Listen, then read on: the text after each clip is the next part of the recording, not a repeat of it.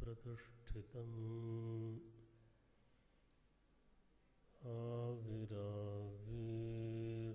आविराविर्मयेधि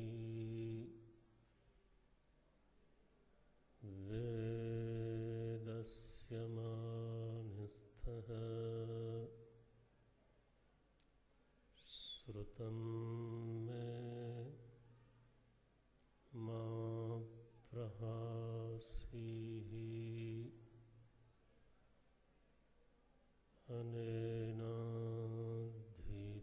अनेनाधीतेन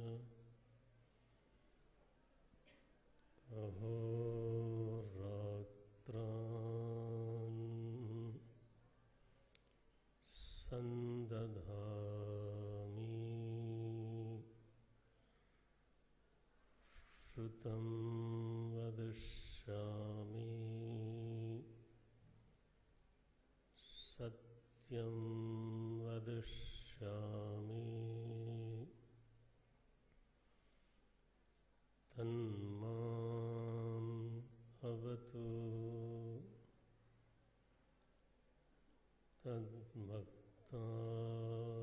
तद्भक्तार्थमवतु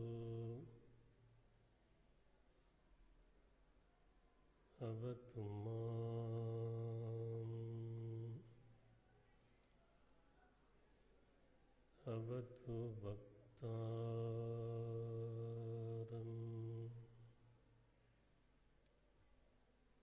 अवतु भक्तारम्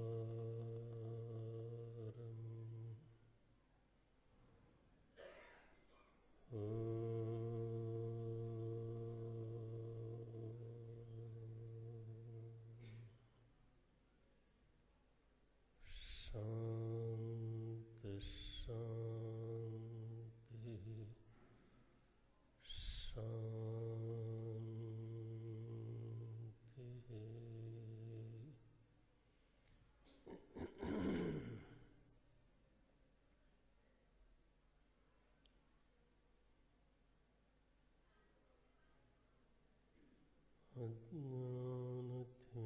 अज्ञानतिमिरान्धस्य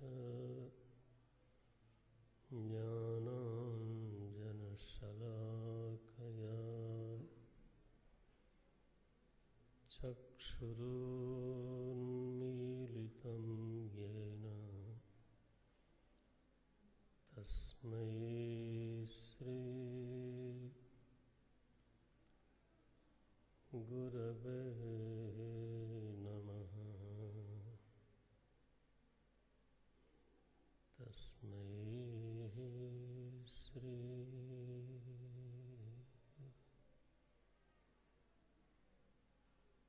गुरवे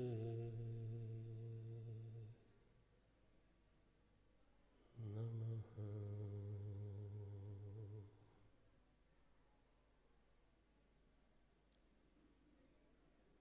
साक्षिणः पुरतो भानम्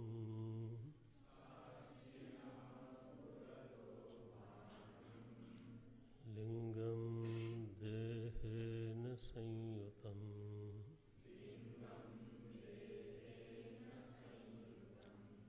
चितिच्छाया समावेशात्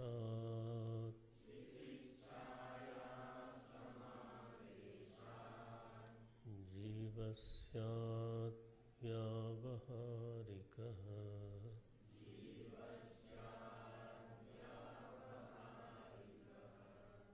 अस्य जीवत्वमारोपात्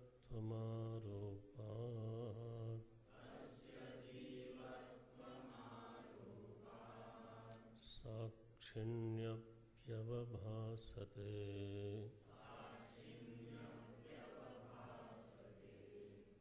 आवृतौ तु विनष्टायाम्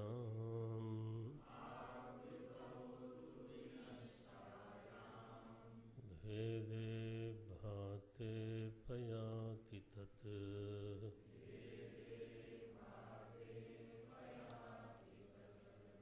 तथा सर्गब्रह्मणोश्च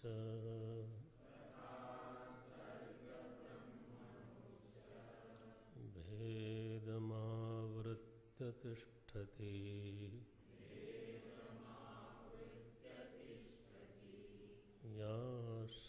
याशक्तिः तद्वशात् ब्रह्म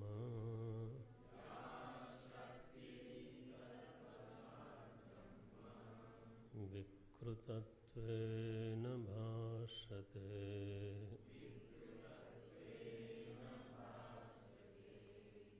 विकृतत्वेन भासते।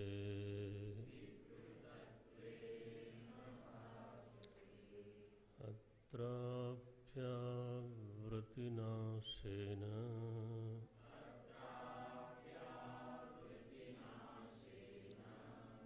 विभाति ब्रह्मसर्गयोः।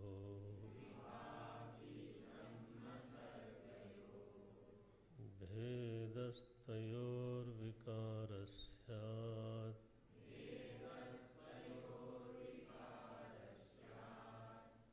सर्गेण ब्रह्मणि क्वचित्।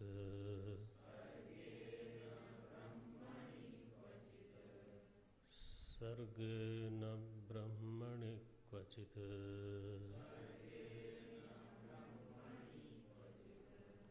अस्ति भाति प्रियं रूपम्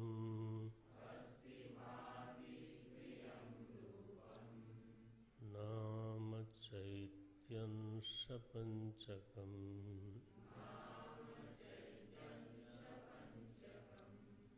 आद्यत्रयं ब्रह्मरूपम्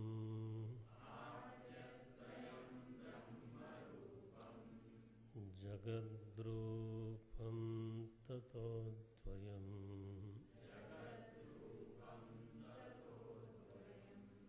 आद्यत्रयं ब्रह्मरूपम्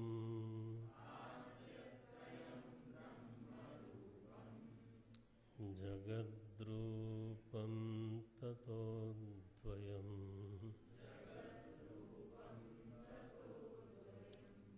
खवायवग्निर्जलोर्विषु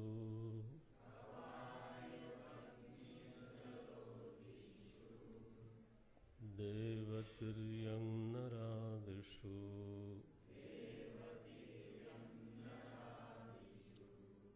अभिन्ना सच्चिदानन्दाः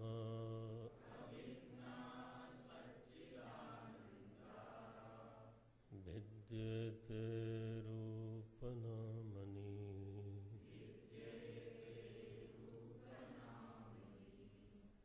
अस्य जीवत्वमारोपात्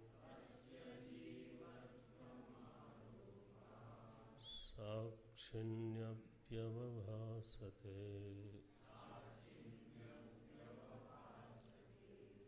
आवृतौ तु विनष्टायाम् वेदे भाते पयाति तत्।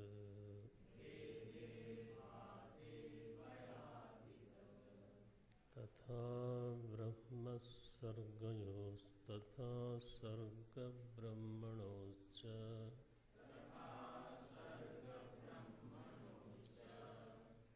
भेदमावृत्य तिष्ठति।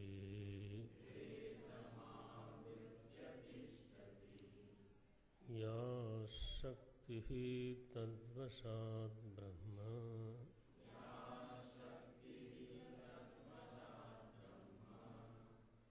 विकृतत्वेन भासते।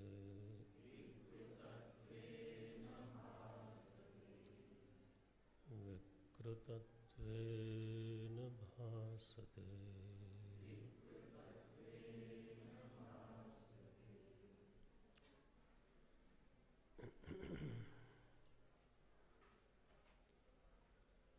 ज्ञाता अहम और चेतन, इन दोनों में जो भेद है, इन दोनों में जो वैलक्षण्य है, जब किसी विवेकी को, किसी जिज्ञासु को कोई अधिकारी है, विधि पूर्वक उसने श्रवण किया, मनन किया, निधिध्यासन किया, प्रभु का अनुग्रहित है, ऐसा कोई साधक है जब निरंतर इस बात का ध्यान रखने से उसके सामने बात स्पष्ट होने लगती है कि जो ज्ञाता अहम है वह चेतन नहीं है, चेतन में ज्ञातृत्व नहीं है। जो स्वयं प्रकाश चिति सत्ता है, चैतन्य सत्ता है, उस चेतन में ज्ञातृत्व का संश्लेष नहीं हो सकता, उस चेतन में ज्ञातृत्व का उदय नहीं हो सकता। ज्ञातृत्व का जो उदय है वो एक आवरण के कारण भ्रम है। ये आप लोगों ने आत्मबोध में पढ़ा इसको। आत्मबोध में आपने इसको पढ़ा होगा। बहुत महत्वपूर्ण श्लोक है वो। आत्मनः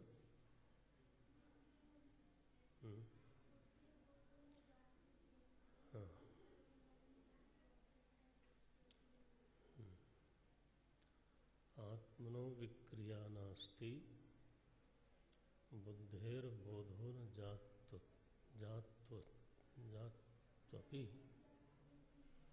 बुद्धेर्बोधो न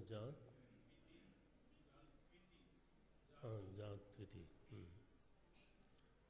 आत्मनो विक्रिया नास्ति बुद्धेर्बोधो न जात्विति।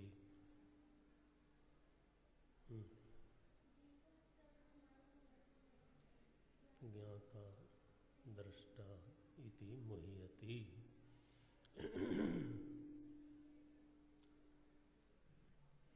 ज्ञाता दृष्टेति मुह्यति। आत्मनः सच्चिदंसस्य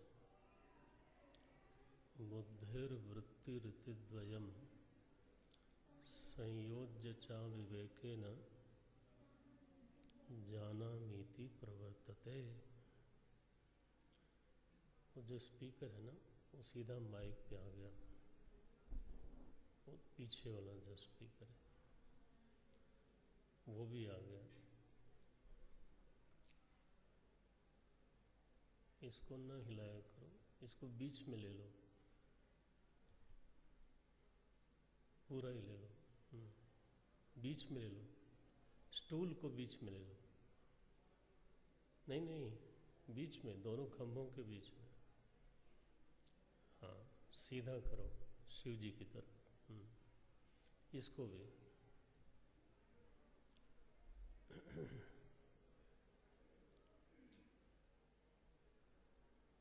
बस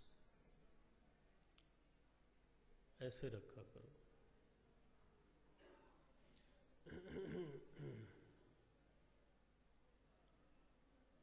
तो यह आत्मबोध में बहुत बहुत कीमती मंत्र है ये। इस पर जितना मनन होवे जीवन भर मनन करना चाहिए। हाँ, टेढ़ा ना करो, सीधा रखो।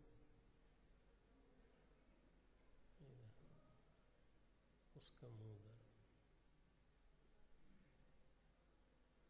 इधर नहीं करना, उधर रखना। ठीक है। नारायण। आत्मनः सच्चिदंसस्य बुद्धेर्वृत्तिरितिद्वयम् संयोज्य च विवेकेन जानामीति प्रवर्तते। ये जो साधक लोग हैं उनके लिए ये अमृत मंत्र है और उस पर मनन होते रहना चाहिए, ध्यान करते समय भी, मनन करते समय भी। इसकी प्रक्रिया क्या है? बुद्धि में जो प्रकृति है, बुद्धि में जो स्वभाव है, वैसे तो हम लोग पढ़ चुके इसको, लेकिन एक बार और समझ लें इसको। बुद्धि में जो प्रकृति है वो है विषयाकार होने की, ये उसका स्वभाव है, जिसको हम अंतःकरण कहते हैं, जिसको हम बुद्धि कहते हैं, उसका एक स्वभाव है, उसकी एक प्रकृति है। क्या प्रकृति है? कि जब वह विषय के सन्निकर्ष में आती है इंद्रिय द्वारा, नेत्र द्वारा, जब उसने रूप को देखा तो बुद्धि क्या करेगी? रूपाकार हो जाएगी, ये उसका स्वभाव है। नासिका से गंध देखा तो गंधाकार हो जाएगी, श्रोत्र से शब्द को सुना तो शब्दाकार हो जाएगी। कौन हो जाएगा? वृत्ति, बुद्धि, अंतःकरण। ऐसा होने के लिए आपके प्रयास की जरूरत नहीं है। आपका प्रयास केवल यह है कि आप ध्यान से इंद्रिय के द्वारा विषय को देखते हो। इंद्रियों ने जैसे ही विषय का ग्रहण किया वो बुद्धि को दे देती है। बुद्धि क्या करती है? विषयाकार हो जाती है, और विषयाकार होने पर ही ज्ञान होता है। बुद्धि जब विषयाकार नहीं हो पाती तो हम कहते हैं मुझको समझ में नहीं आया। तो जब हम बोलते हैं समझ में आ गया, उसका मतलब है कि जो विषय हमारे भीतर जा रहा था, बुद्धि ने उसका आकार धारण कर लिया। यानी वह जो विषय है वो बुद्धि के घेरे में आ गया, तभी समझ में आता है। तो बुद्धि की ये प्रकृति है, बुद्धि का ये स्वभाव है कि वो निरंतर जब भी विषय के सन्निधि में, जब भी विषय के सन्निकर्ष में आवेगी तो विषयाकार हो जाएगी। दिन भर ऐसे ही हम लोगों को ज्ञान होता रहता है। नारायण। इसी को बोलते हैं वृत्ति। वृत्ति माने, वृत्ति माने, वृत्ति माने व्यवहार। किसका? बुद्धि का। वृत्ति वर्तनम। वृत्ति किसको बोलते हैं? बर्ताव को, व्यवहार को वृत्ति बोलते हैं। तो बुद्धि की वृत्ति क्या है? विषयाकार होना।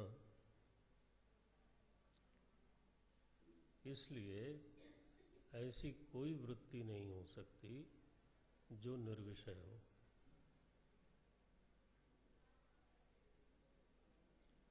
ठीक है?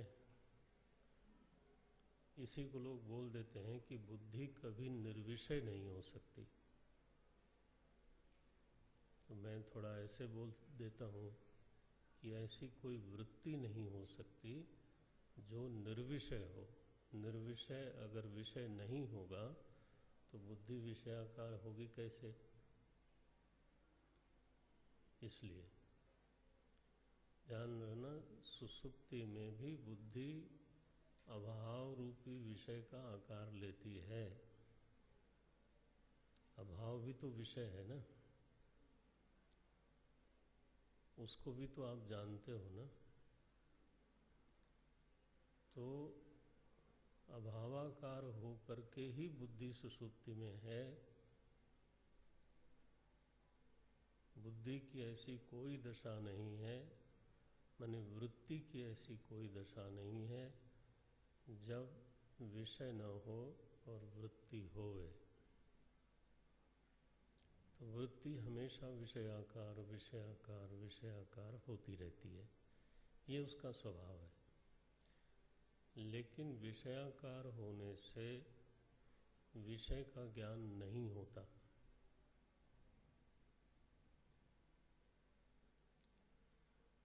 और बुद्धि में चेतना है नहीं। बुद्धेर बोधो न जात्विति पढ़ा है आपने। जात माने कभी भी। बुद्धि में कभी भी चेतन नहीं है, बोध नहीं है। बुद्धि का केवल इतना ही व्यवहार है कि वो विषय का आकार ले लेती है, बस। अब नारायण, फिर ज्ञान कैसे होता है? तो शब्द आपने पढ़ा, आत्मनः सच्चिदंसश्च। आत्म तत्व से सत्ता आई और आत्म तत्व से बोध आया, दो चीजें आई।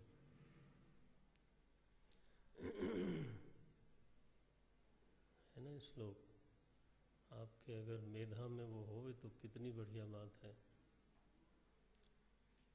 इसीलिए विद्यार्थी तो भाई उसकी तपस्या यही है कि उसकी मेधा में ग्रंथ जो है ना वो चमकते रहें, यही उसकी तपस्या है। तो वो बोलते हैं आत्मनः सच्चिदंसश्च, आत्मा की सत्ता आई, सत्ता आने से बुद्धि सत हो गई। अन्यथा बुद्धि स्वयं सत नहीं है,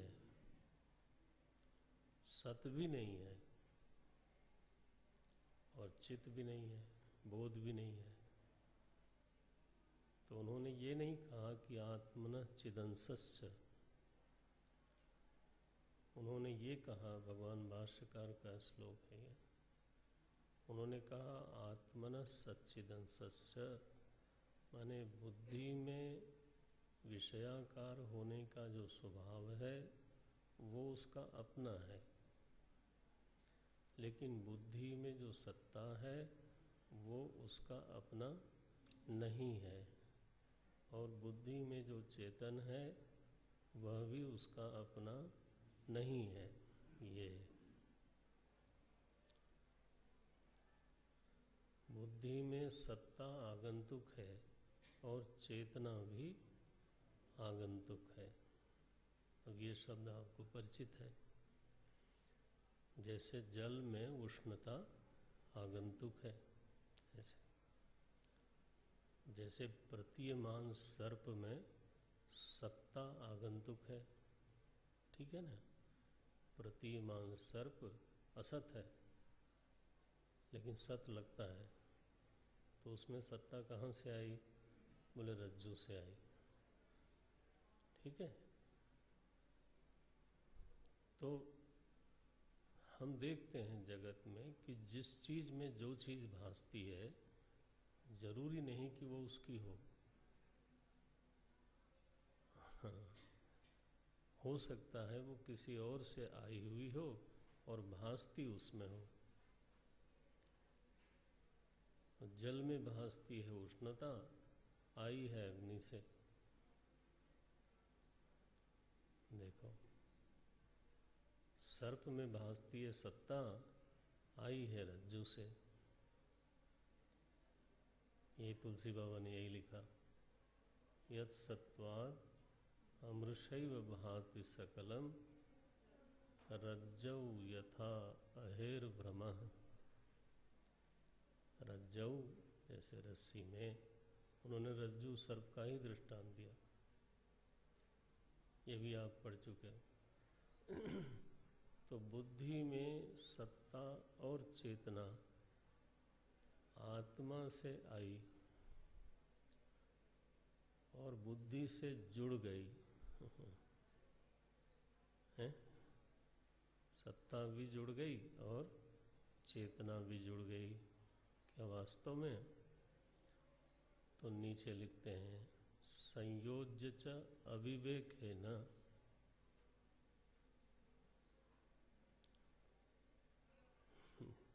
असंग चेतन कहाँ से किसी से जुड़ेगा? जब चेतन असंग है, निरवयव है, निराकार है, तो वो किसी के साथ कभी जुड़ नहीं सकता।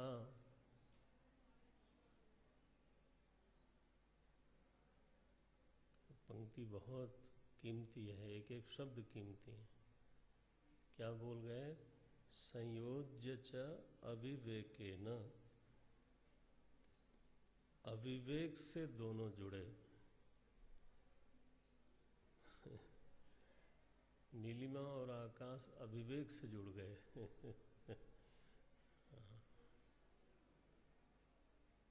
कभी नहीं जुड़ते। जो चीज अविवेक सिद्ध होती है वो नित्य असिद्ध होती है। अगर रज्जू में सर्प अविवेक से दिखाई देता है तो वहाँ सर्प तीनों काल में नहीं है। कि है कभी? तो वो नित्य असिद्ध है। तो जब बुद्धि में और चेतना में संयोग बनता नहीं, संयोज्य च अविवेकेन, अच्छा, तो अविवेक से तो कुछ भी सिद्ध हो सकता है। तो ऐसा अविवेक सिद्ध जब संयोग हो गया तो उस संयोग के कारण एक दूसरा भ्रम और आया। क्या? जानामीति प्रवर्तते। जानामी, कौन जानामी? बुद्धि की चेतना? बोले दोनों की खिचड़ी। देखो ना क्या बोल रहे हैं, जानामीति प्रवर्तते, संयोज्य च अविवेकेन जानामीति प्रवर्तते। फिर से जाकर देखना है इसको, मेरे ख्याल से 25वां 26वां श्लोक होगा ये आत्मबोध का। और बहुत ध्यान से देखना। ये समझो वेदांत का मेरुदंड है वहाँ पर। और फिर श्लोक बोलते हैं आत्मनो विक्रिया नास्ति, विषयाकार होने का स्वभाव आत्मा का है नहीं। आत्मनो विक्रिया नास्ति माने क्या हुआ? विषयाकार होने का स्वभाव आत्मा में है नहीं। अच्छा, बुद्धि में स्वभाव है लेकिन बुद्धि में चेतना नहीं है। बुद्धेर बोधो न जाति थी, एक में विकार नहीं है एक में बोध नहीं है। तो ये जीवत्व कहाँ से आया? बोले सर्वम अलम ज्ञात्वा, सबको मिला के जब हम देखते हैं, जीवः सर्वम अलम ज्ञात्वा ज्ञाता इति द्रष्टा इति मोह्यति। ज्ञाता ये एक मोह है, देखने वाला ये एक मोह है। ये मोह कहाँ से आया? बोले आवरण शक्ति से। वहाँ से प्रकाश लो, वहाँ से मदद लो और फिर देखो कि ज्ञाता और चेतन में बिल्कुल भेद है, बिल्कुल विलक्षणता है। चेतन कभी भी ज्ञाता नहीं हो सकता और अकेले बुद्धि भी ज्ञाता नहीं हो सकती। ठीक है। तो और दोनों का संयोग भी नहीं हो सकता। तो ये फिर भी संयोग हो करके अपने में ज्ञातापना मालूम पड़ता है। तो यह जो ज्ञातृत्व है, मैं जानता हूँ, मैं एक ऐसी सत्ता हूँ जो जानने वाला है। हमारी आपकी मूल पहचान क्या है? मैं ज्ञाता हूँ, मैं युवा हूँ कि वृद्ध हूँ, ये पहचान तो बदलती रहती है, लेकिन मैं ज्ञाता हूँ ये पहचान बनी रहती है। ठीक है, यह ज्ञातृत्व ही मिथ्या है। इस पर अगर विचार होए कि ये ज्ञातृत्व कहाँ से आया, बुद्धि से आया कि चेतन से आया,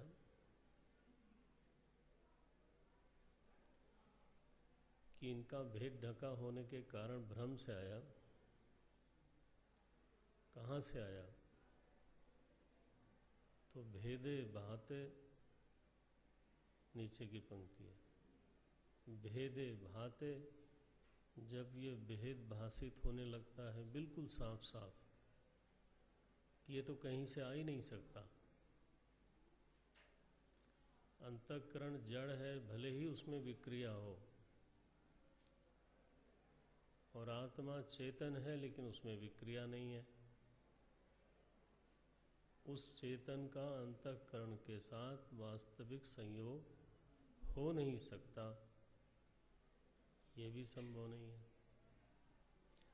तो ये कहाँ से आया ज्ञातृत्व, और कहाँ है ये? बोले अगर है तो अंतःकरण में है, कर्त्रात्मक अहम में है। ठीक है, अगर ये है तो कहाँ है? बोले कर्त्रात्मक अहम में है। चेतन के संयोग से है? बोले नहीं, चेतन के प्रतिबिंब से। पढ़ा ना आप लोगों ने? चेतन के संयोग से नहीं है, बल्कि चेतन के प्रतिबिंब से है। तो यह जो अंतःकरण है वो चेतन से बिल्कुल विलक्षण है। विलक्षण होने से दृश्य भी है, जड़ भी है, और असत भी है। बस इस बिंदु पे प्रहार होना चाहिए। इसीलिए वो आत्मबोध का उदाहरण दिया जहाँ पे उन्होंने यहाँ केवल चेतन का प्रतिबिंब बताया, चिच्छाया वेशतो बुद्धो। आत्मबोध में कहा आत्मना सच्चिदंसश्च, वहाँ सदंश को भी लिया। तो अंतःकरण स्वयं में असत भी है। उस असत अंतःकरण में प्रतिबिंब क्या है? सत है कि असत है? प्रतिबिंब तो कभी भी सत नहीं होता। तो बोले महाराज अगर ये अंतःकरण भी असत है और प्रतिबिंब भी असत है, तो असत वस्तु तो भासती ही नहीं है। खरगोश का सिंह तो कभी भासा ही नहीं। आकाश में कमल खिला हो ऐसा तो मैंने किसी ने नहीं देखा, मैंने क्या नहीं देखा। तो आखिर ये अंतःकरण, ये सब फिर आखिर ये है क्या? असत है ऐसा आप कह रहे हो। अच्छा, नहीं कहता मैं, तुम ही बताओ सत है फिर। चेतन से विलक्षण होने पर ये चेतन नहीं रहा, दृश्य हो गया और असत भी हुआ। तो फिर क्या है ये? बोले अगर असत नहीं समझ में आता तो उसको एक तीसरी श्रेणी बनाओ, उसका नाम है मिथ्या। वेदांत में मिथ्या शब्द कहाँ से आया? भाई एक सत है जो निर्विकार तीनों कालों में है, वो सत है। और एक असत है जिसका अभाव तीनों कालों में है, न दिखता है। ठीक, न दिखता है। लेकिन तीसरी भी एक चीज बीच में है, दिखती है, विकारी भी है, दृश्य भी है, और एक समय में असत भी हो जाती है। लेकिन बीच में है। तुम्हारा शरीर ही ऐसा है। डर लगा? देखो, अंतःकरण को नहीं समझ पाते तो शरीर को तो समझ लो। आगे रहेगा क्या? तो कहाँ गया फिर? तो एक तीसरी श्रेणी बनानी जो है हमारी व्यवस्था है, हमारी आवश्यकता है। केवल सत कहने से, केवल असत कहने से व्याख्या जब नहीं हो पाई तो तीसरी वाली श्रेणी बनानी पड़ी। उसको हम बोलते हैं मिथ्या, कि एक चीज वास्तव में असत है लेकिन भासती है। आकाश में नीलिमा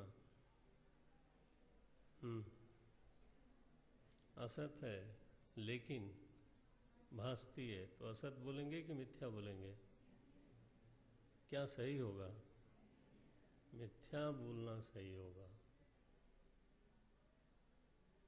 ये सूर्य की किरणों में जल नहीं है लेकिन भासता है,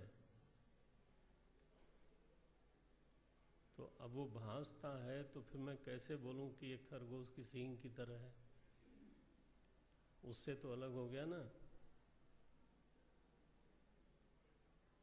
तो फिर कुछ उसको अलग पुकारना पड़ेगा कि नहीं? तो अलग नाम देना पड़ेगा। क्या नाम दें? बोले मिथ्या। रज्जू पर सर्प असत है ना? क्यों भाई? नहीं? रज्जू पर सर्प असत है लेकिन भासता है, तो आप क्या बोले, असत कि मिथ्या? मिथ्या।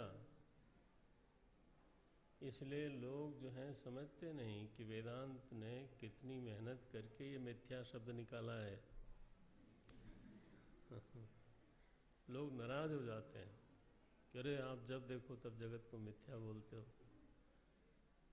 हम कलकत्ता में थे तो कुछ भगत लोग, पुष्टि मार्गी लोग, तो प्रवचन में आते थे। तो एक दिन आए लोग, थोड़ा मिल के, एक 4-5-7 लोग मिल के आए। तो बोला, महाराज आप जगत को क्यों मिथ्या बोलते हो? हमने कहा मैं नहीं बोलता हूँ। आप कहो मैं नहीं बोलूँगा, बताओ क्या बोलूँ? सत्य बोलो। बोले जो विकारी है उसको सत्य बोलेंगे तो निर्विकार को क्या बोलेंगे?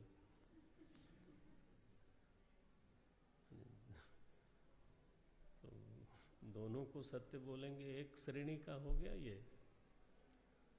आपके यहाँ ब्रह्म निर्विकार है कि? तो बोले नहीं, ये तो बात ठीक है। तो मैंने कहा फिर जगत को बताओ, सत्य तो आप भी नहीं बोल पा रहे हो, तो क्या बोले? असत बोले? बोले क्या बात करते हो, सिर पे चढ़ा हुआ है। असत बोल नहीं सकते। तो अब आप बताओ मैं क्या बोलूं? कोई हमको शब्द बताओ। तो मैंने कहा इसलिए हम उसको मिथ्या बोलते हैं। नहीं होते हुए जो भाषे है ना, जिसको सत्य कहना कठिन है लेकिन जिसको असत कहना भी संभव नहीं दिखता है। आप लोगों ने क्या परिभाषा पढ़ी है? सदसद्भ्याम अनिर्वचनीयम, पढ़ा ना? सद्भ्याम माने सत्वेन, सत रूप से उसका निर्वचन हो नहीं पाता, असद रूप से निर्वचन हो नहीं पाता, तो फिर क्या बोले हैं? ये किसके बारे में बोल रहे हैं हम? अंतःकरण के बारे में बोल रहे हैं। ये अंतःकरण है जिसकी व्याख्या सदरूप से नहीं हो सकती और असद रूप से भी नहीं हो सकते, क्योंकि भासमान है। केवल भासमान नहीं है, व्यवहारियमाण है, उससे व्यवहार हो रहा है। मैं बोल रहा हूँ, सोच सोच के बोल रहा हूँ। अंतःकरण ही नहीं होता तो मैं सोचता कैसे? और अंतःकरण नहीं होता तो आप समझते कैसे? तो बोले इसका मतलब है। अब है तो फिर वो निर्विकार होना चाहिए। तो उसी अंतःकरण में ज्ञातृत्व भी है। तो अंतःकरण जिस किसी महापुरुष को यह सत्य एक तो पकड़ में आ गया और फिर उसमें निष्ठा हो गई, क्या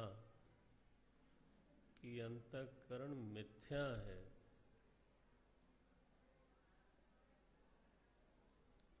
और अंतःकरण के ही कर्त्रात्मक अहम में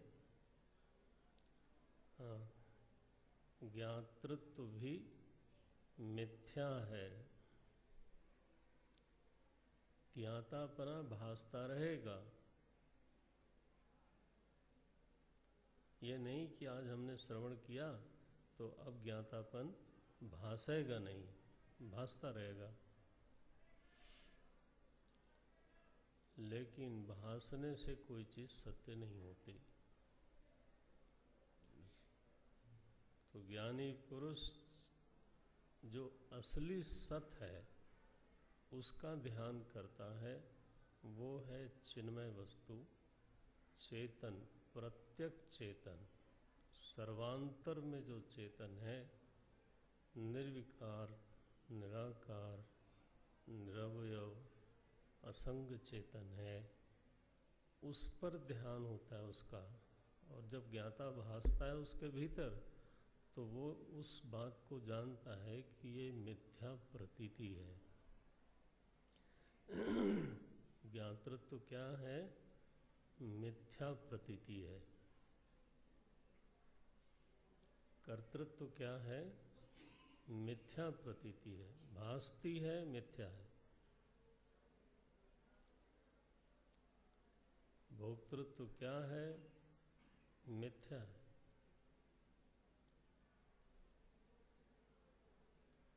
ये इतना दृढ़ निश्चय हो जाए, ध्यान रहे, केवल मिथ्यात्व का निश्चय नहीं हो सकता जब तक परम सत्य पर दृष्टि न हो।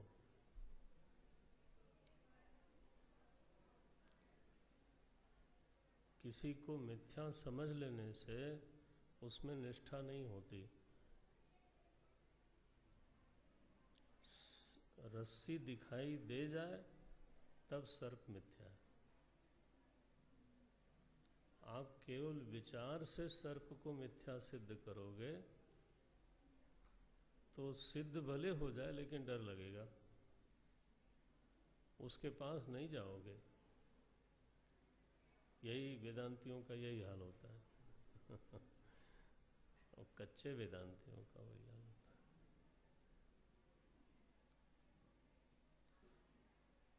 है। बच्चे वेदांतियों का वही, हम सब बच्चे हैं।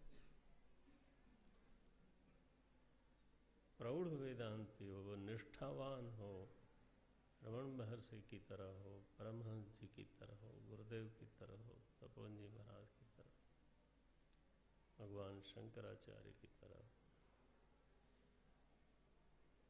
जब अधिष्ठान पर दृष्टि पक्की बनी हुई हो तब ज्ञातापना मिथ्या लगता है। अधिष्ठान का विस्मरण हुआ, ज्ञाता सच हुआ।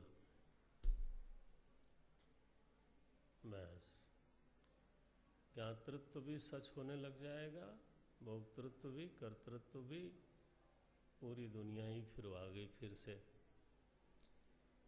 इसलिए भाई भेदे भाते, ये जो पंक्ति लिखी है, अपयाति तत्, ये तो इतनी बड़ी घटना है कि फिर जिनके जीवन में ये घटती है उसी को हम लोग परमहंस बोलते हैं, उसी को हम तपोवन जी महाराज रमण महर्षि बोलते हैं। अपयाति तत्, जीवत्व का भंग हो गया, जीवत्व का निरसन हो गया, भासते हुए भी वो नहीं है। यह निर्णय हो गया, हमेशा के लिए निर्णय हो गया, ये अपरा शक्ति नष्ट हो गई, आवरण भंग हो गया। अच्छा, अब तथा अगला श्लोक बोलते हैं। तथा, तथा माने जैसे भीतर भेद ढका हुआ था वैसे ही बाहर, तथा सर्ग ब्रह्मणोश्च भेदम आवृत्य, है ना, सर्ग ब्रह्मणोश्च, सृष्टि और ब्रह्म के बीच में, ये भी षष्ठी द्विवचन है, हाँ? तथा सर्ग ब्रह्मणोश्च, ब्रह्म और सृष्टि का भेदम आवृत्य, ध्यान रहे ब्रह्म को ढकने की सामर्थ्य अपरा शक्ति में नहीं है, आवरण शक्ति में नहीं है। सृष्टि को भी उसने नहीं ढका। किसको ढका? भेदम। तथा सर्ग ब्रह्मणोश्च भेदम आवृत्य तिष्ठति, है, आवरण करके बैठी हुई है। कौन? या शक्ति ही, याद कराते हैं, वही अपरा शक्ति। अपरा शक्ति माने आवरण शक्ति। हाँ, वह जो माया की आवरण शक्ति है उसने सृष्टि और ब्रह्म के बीच में जो भेद है उस भेद को ढक दिया और बैठी हुई है। नारायण। तिष्ठति न चलती, इधर उधर हिलती नहीं है।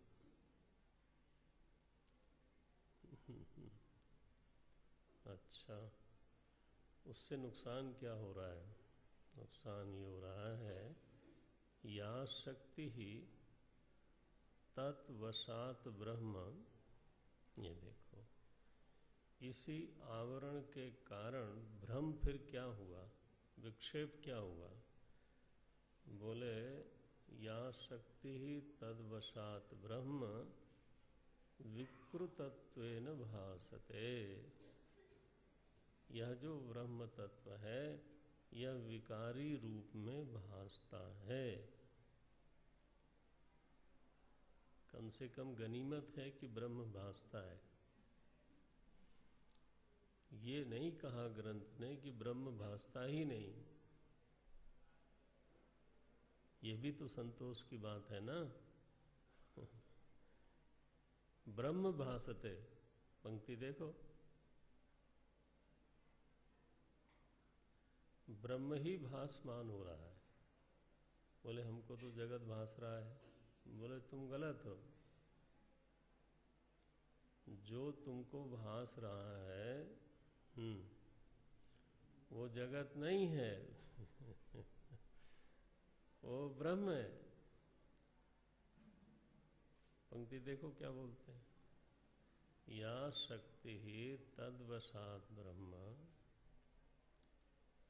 ब्रह्म विकृतत्वेन को थोड़ा अभी चुप कर दो। या शक्ति ही तद्वशात ब्रह्म भासते किम शुद्ध रूपेण? बोले नहीं, शुद्ध रूपेण न भासते, विकृतत्वेन भासते, विकारी रूप से भास रहा है। बस यही गड़बड़ है। बोले महाराज ये विकारी रूप से कब तक भासता रहेगा और शुद्ध रूप से कब भासेगा? जैसा है वैसा कब भासेगा? सन्मात्र होके कब भासेगा? याद रखें, सच्चिदानंद वस्तुनि, हाँ, चिन्ह मात्र होकर के कब भासेगा? आनंद मात्र होकर के कब भासेगा? बोले बताता हूं।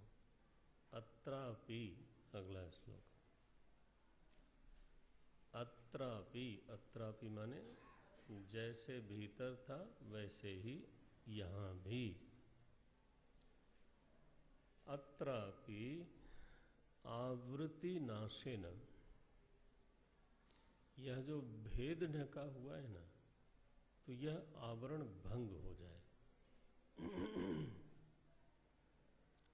अत्रापि आवृत्ति नाशेन, यहां भी जैसे ही आवरण का भंग हुआ।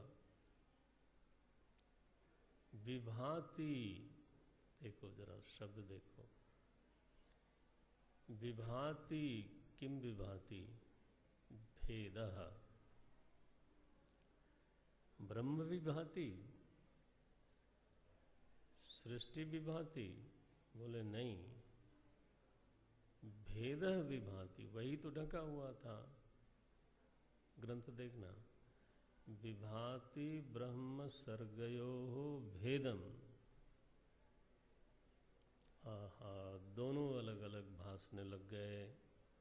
जैसे ही आवरण शक्ति का भंग हुआ, भंग हुआ माने सिर पे हाथ रखने से नहीं होता वो कोई कला कौशल से नहीं होता, वो तो महाराज प्रभु का अत्यंत अनुग्रह होवे।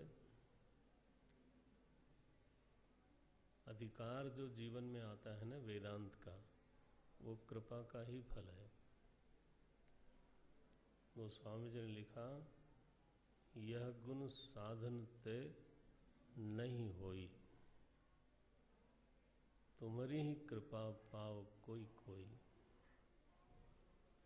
हाँ, इसलिए महाराज शरणागति, भक्ति, पूजा, संध्या, वंदन, ये हमारे हाथ में, हमारे हिस्से में है, वो हमें करना चाहिए। बाकी अधिकारी तो प्रभु ही बना दे तो बना दे, वो बना देते हैं, बना सकते हैं, किसी को भी बना सकते हैं। तो जो अधिकार संपन्न है, पहले वो अनुग्रहित है। ध्यान रखना, वेदांत से बड़ा भक्ति कोई नहीं करता, वो तो जिज्ञासु भक्त है। गीता के अनुसार आर्तो अर्थार्थी जिज्ञासु, वो तो आर्त भक्त नहीं है, हर समय मांगने वाला। हाँ, अर्थार्थी वो नहीं, अब वो जानना चाहता है कि मेरे मालिक आप कैसे हो। तो वो शरणागत है, भक्त है, और भक्त है ऐसा कि भगवान की दृष्टि उस पर चली गई, अनुग्रहित है। इस बात की बार बार पुष्टि हमारे बड़े ग्रंथों में की गई है। तेषाम एवानुकंपार्थम अहमज्ञानजं तमः नाशयामि आत्मभावस्त, गीता में लिखा।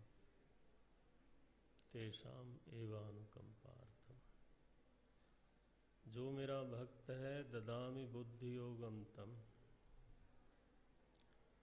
उसको मैं यह देता हूँ। महाराज अच्छा वाला कपड़ा दे दिया, ये तो क्या है, भगवान का एक तरह से, तो क्या कहें, भगवान का बड़प्पन है। ऐसे लोगों से भी खुश रहते हैं, हमारे जैसे लोगों से भी खुश रहते हैं। अदरवाइज बताओ, उनका अपमान है ये तो कभी कभी विनोद में महात्मा लोग बोलते हैं। सुरती जानते हो ना, सुरती, वो लोग जो मल के खाते हैं, नशेबाज लोग, खैनी या सुरती बोलते हैं। तो एक ने झोली में से सुरती निकाली, मलने लगा, चूना नहीं था। भगवान की बड़ी प्रार्थना करी तो भगवान आ गए। बोले क्या चाहिए भाई? बोले प्रभु सुरती है, चूना नहीं है।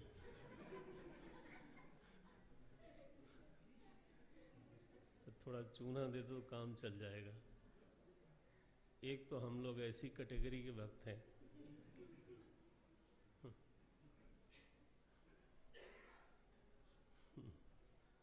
उससे भी भगवान उसको दे देते हैं कि चल भैया तू इसी में खुश है तो हो जा। ऐसा नहीं कि उसको नहीं देते, लेकिन उनका बड़प्पन का तो हम लोगों ने जो किया सो किया। नारायण। तो वो नहीं, बहुत अनुग्रहित है, कोई अधिकारी है, उसको गुरु मिला दिया भगवान ने, बढ़िया श्रवण दे दिया, मनन दे दिया। ऐसा कोई महापुरुष होवे तो अत्रापि आवृत्ति नाशेन।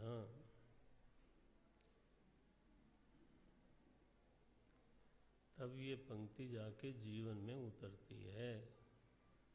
विभाति ब्रह्म सर्गयो हो भेदम। भेद एकदम साफ हो गया। ये रही सृष्टि, हाँ, और ये रहा ब्रह्म। क्या पता चला?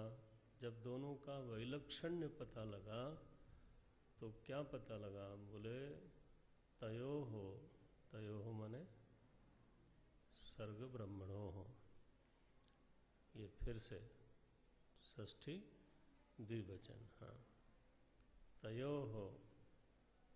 कुछ लोग सप्तमी भी कर सकते हैं, करना चाहें तो। तयो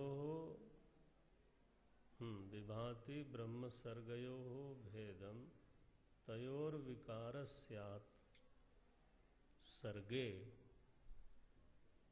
ज्ञानी पुरुष को क्या भासता है? बोले विकार तो सृष्टि में है। विकार माने परिवर्तन, विकार माने पूर्व अवस्था का त्याग, नई अवस्था में प्रवेश, है ना। अन्यथापत्ति, विकार का अर्थ क्या है? अन्यथापत्ति, बार बार अन्यथा भाव को प्राप्त होना।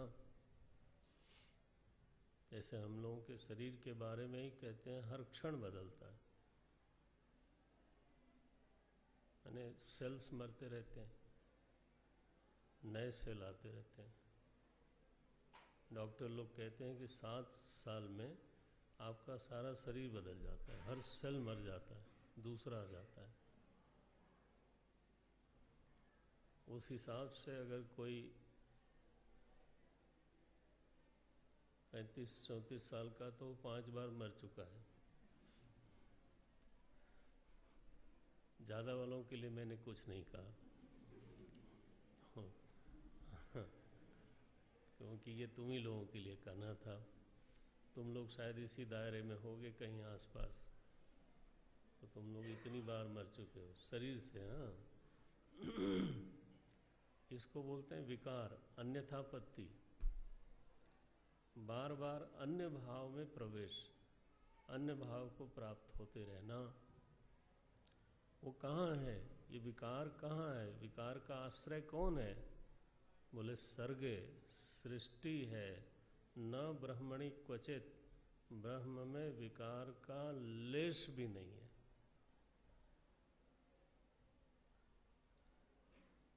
तो ब्रह्म क्या है? फिर वो नित्य निर्विकार है, एक रस है।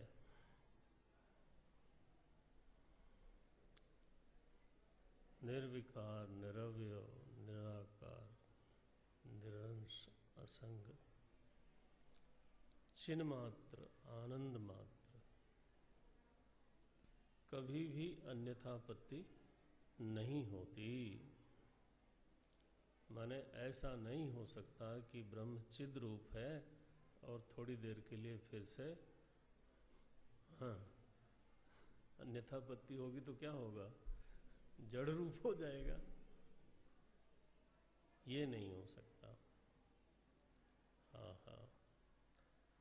अच्छा, तो ये कैसे हुआ भाई, ये जरा समझाइए आप।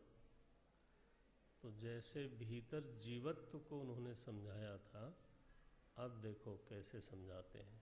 ये पंक्ति ध्यान रखना आप, बहुत कीमती है। क्या बोल रहे हैं? अस्ति भाति प्रियम रूप नाम चैत्यंश पंचकम। ये हर वस्तु जिसको आप देखते हो, अब देखिए स्वामी जी कैसे बोल रहे हैं।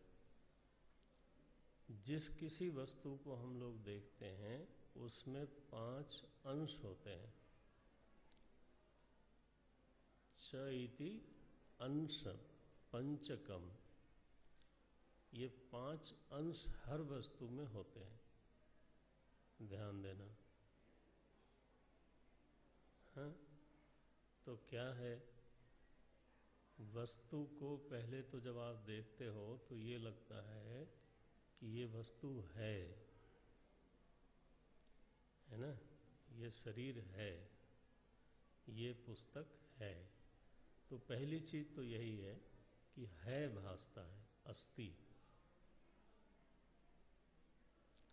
फिर दूसरा भाति, वो वस्तु अपना भान करा रही है, भासित हो रही है, जाहिर हो रही है।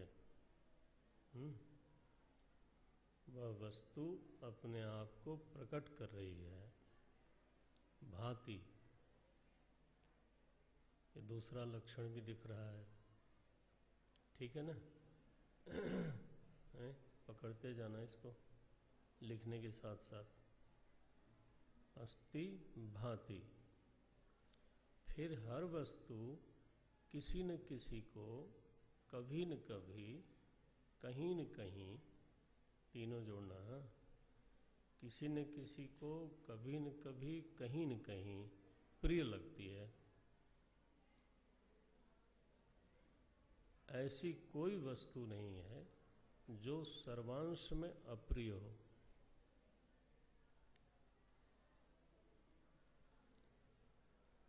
प्रियता प्रत्येक वस्तु में अनुगत है। अनुगत समझते हैं ना? अन्वित है, व्याप्त है, उपस्थित है। सारी वस्तुओं में प्रियता अन्वित है। अन्वित माने उपस्थित है, भरी हुई है। ये सारे शब्द धीरे धीरे अभ्यास हो जाएंगे आपके लिए, बस सहज होना शुरू हो जाएगा, लेकिन ध्यान देते रहोगे तब। तो प्रियता अन्वित है, हाँ हाँ, भांति अन्वित है, ध्यान से, और सत्ता अन्वित है। तो पहले जब हम किसी चीज को देखते हैं तो यही भाव आता है, अयम पुष्पम इदम पुष्पम अस्ति, यह पुष्प है। अच्छा, फिर भांति, वो अपने आप को प्रकट कर रहा है। फिर वो प्रिय है, प्रिय लगता है।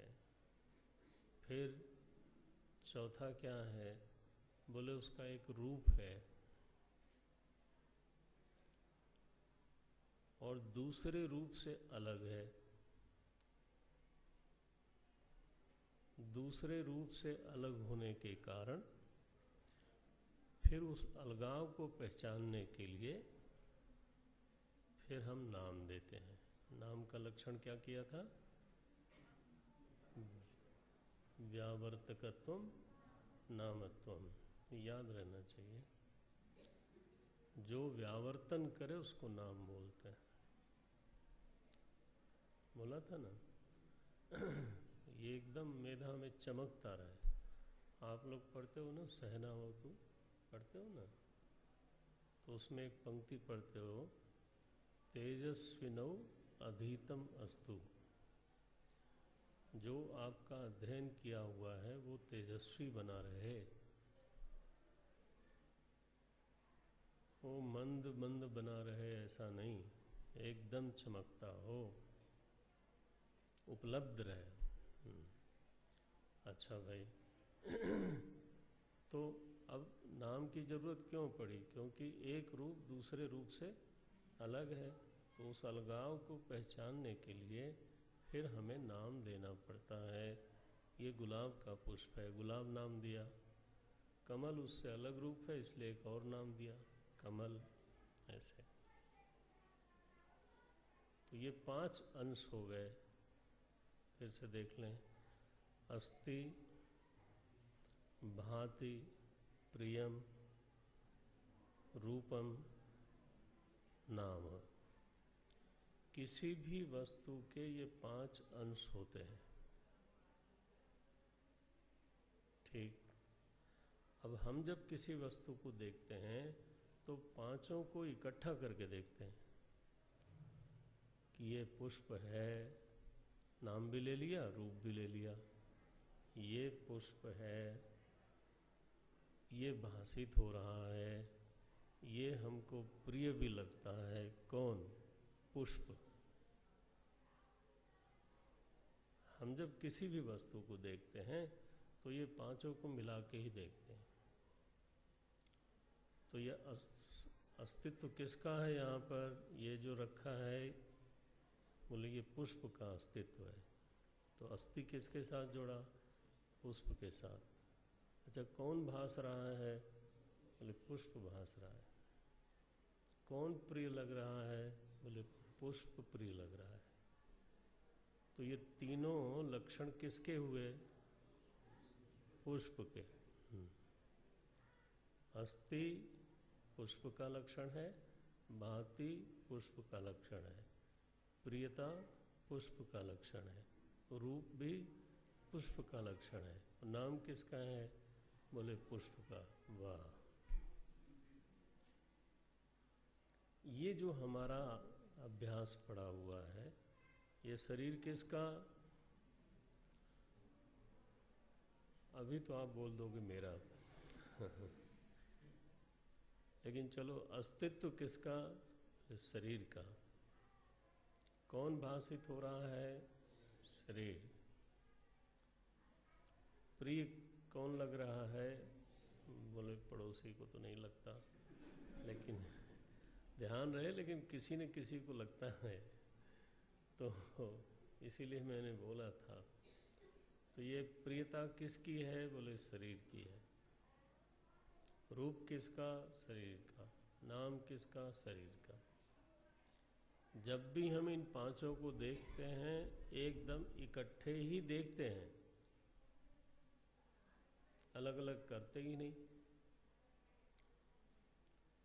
यहाँ क्या लिखा कि ये जो इकट्ठा कर दिया है, सब मिला दिया है, ये आवरण शक्ति के कारण मिलाया हुआ है। इसमें दो चीजें हैं, एक नहीं है। दो कौन सी हैं? बोले आद्यत्रयम ब्रह्म रूपम। देखो जरा, ये जो आरंभ में जो 3 बातें हैं, क्या क्या? अस्ति, भाति और प्रियम। बोले ये तो महाराज ब्रह्म के हैं, बंटवारा सही सही करो, घालमेल मत करो। आद्यत्रयम ब्रह्म रूपम। बोले बाकी 2, जगद रूपम ततोद्वयम। उसके बाद वाले जो 2 हैं, ततोद्वयम, उसके बाद वाले जो 2 हैं, उसका नाम जगत है। तो ये पुष्प कितना बचा? उसका एक रूप है, उसका एक नाम है। इसमें जो अस्थि है वो इसका नहीं है, और इसमें जो भांति है ये भी उसका नहीं है, और इसमें जो प्रियता है ये भी इसकी नहीं है। वो तो इसके अधिष्ठान में जो ब्रह्म है उससे आई हुई है। तो नाम रूप में जो अस्ति, भांति, प्रियम है, हाँ, हाँ, वो आगंतुक है, ये उम्मीद थी। ध्यान बना रहेगा, ट्यूनिंग होगी तो ये शब्द निकल आएगा आपको। उम्मीद यही करता हूँ कि जो मेरे मन में है वो शब्द आपके मुंह से निकल आवे। ऐसा ट्यून करो उसको, फाइन ट्यूनिंग करो। यह जो जगत जिसको बोलते हो आप, वो इतना ही हिस्सा है। रूप और दूसरे रूप से जुदा करने के लिए उसका एक नाम। तो रूप असंख्य है, इसलिए नाम भी असंख्य है। रूप माने चित्त भाष्य, ध्यान रखना। हम लोग रूप की परिभाषा साधारण ये समझते हैं, जो नेत्र भाष्य है वो रूप है ना। जो चक्षु भाष्य है, नेत्र भाष्य है, उसको हम लोग रूप समझते हैं, आंखों से जो दिखाई दे। यहाँ जब रूपम शब्द बोलते हैं इस प्रकरण में, तो उसका अर्थ होता है चित्त भाष्य। जो चित्त के द्वारा दिखाई दे वो सब रूप है। क्योंकि चित्त विषयाकार बनेगी तभी विषय भासेगा। तो इसका मतलब है कि उस विषय में आकार है। अगर आकार नहीं होगा तो विषयाकार वृत्ति कैसे बनेगी? ये है, पकड़ में आए ना। वृत्ति विषय का आकार ले रही है, इसका मतलब वहां आकार है, वह रूप है। सुख का भी एक रूप होता है। नीला पीला लाल रंग गुलाबी नहीं है वो, लेकिन उसका रूप है, क्योंकि चित्त से भाषित हो रहा है और आपको मालूम पड़ता है। और दुख से विलक्षण है। तो एक रूप सुख है, दूसरा रूप दुख है। और सुख के भी असंख्य रूप हैं। सुख भी एक जैसा थोड़ा होता है। हजारों क्या, असंख्य कह लो। अब जैसे सत्संग का एक सुख है, लेकिन और भी बहुत सारे सुख हैं। तो एक सुख दूसरे सुख से जब आप अलग करते हो तो कैसे अलग करते हो? उसमें अगर रूप नहीं होता तो अलग कैसे करते? तो शब्दाकार वृत्ति बनती है, गंधाकार वृत्ति। तो ये याद रखना कि यहाँ पर ये जब नाम रूप शब्द बोला जाता है, वेदांत में आगे भी बोलते रहेंगे, तो वहाँ रूप की परिभाषा गहरी है। कभी भी पूछें तो यह आना चाहिए मुंह में से, क्या? यद चित्त भाष्यम तद रूपम।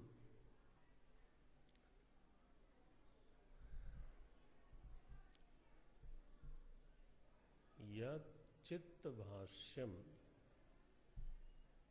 तद सर्वम रूपम। जब हम लौकिक बात करते हैं तब यद श्रोत्र भाष्यम तद शब्दम। जब रसना भाष्यम तद स्वादम, है ना। जब त्वक भाष्यम तद स्पर्शम, ऐसे बोलते हैं। तब केवल नेत्र भाष्य को रूप बोलते हैं। लेकिन ध्यान रहे, यहाँ रूप शब्दवाच्य पूरा जगत है। क्या लिख रहे हैं? जगद रूपम ततोद्वयम। पूरा जगत क्या है? बोले रूप रूप है, और रूप में अनेकता होने से नाम नाम है। अब थोड़ा थोड़ा अभ्यास करके देखो।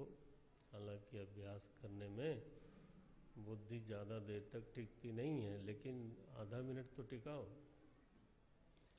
कि जब कभी आप रूप को देखते हो तो एक ख्याल करो कि इसमें जो अस्थि है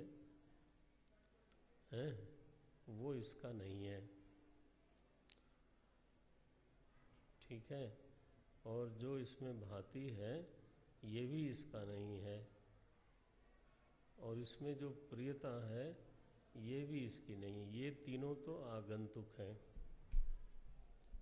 अधिष्ठान से आए हुए हैं।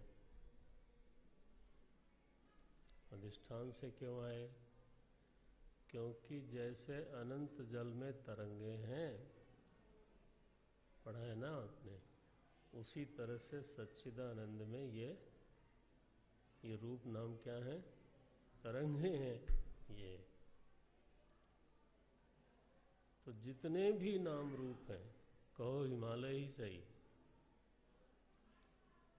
हिमालय में भी जो अस्थि है वो हिमालय की नहीं है।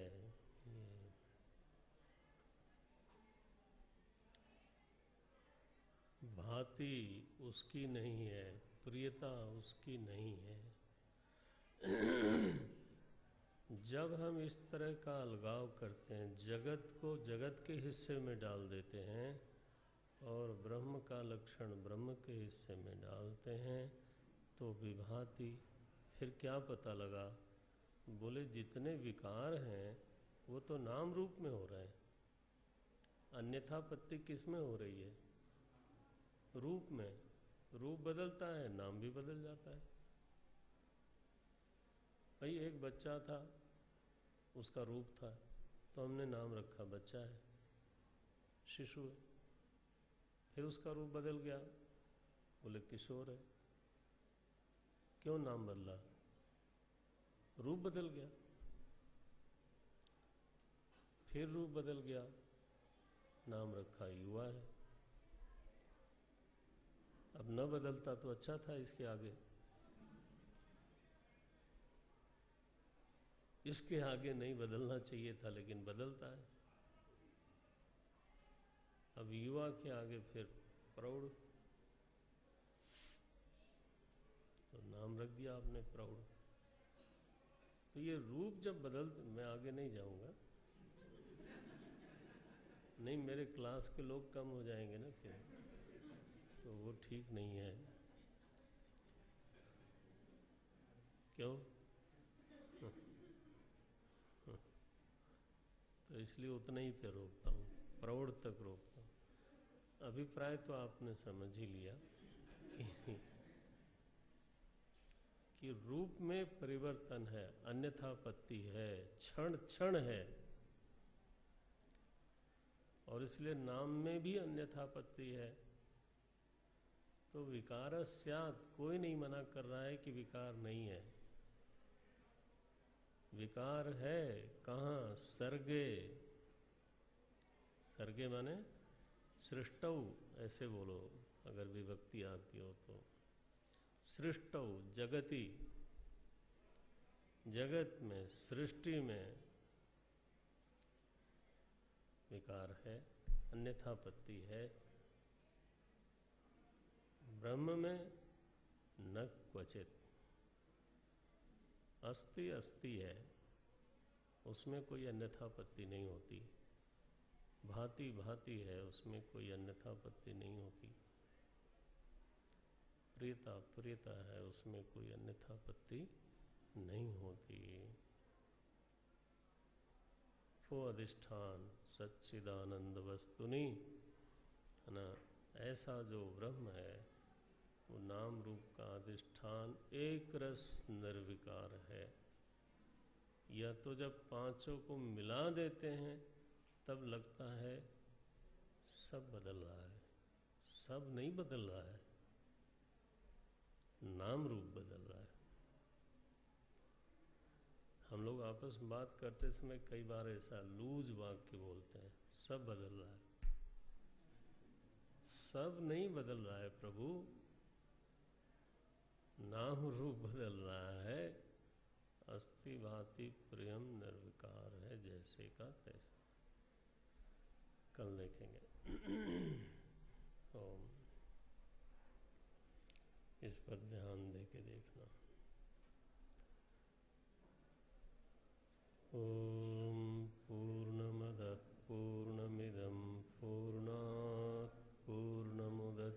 मुदच्यते पूर्णस्य पूर्णमादाय पूर्णमेवावशिष्यते। ॐ शान्ति शान्ति शान्तिः। हरिः ओम्। श्री गुरुभ्यो नमः।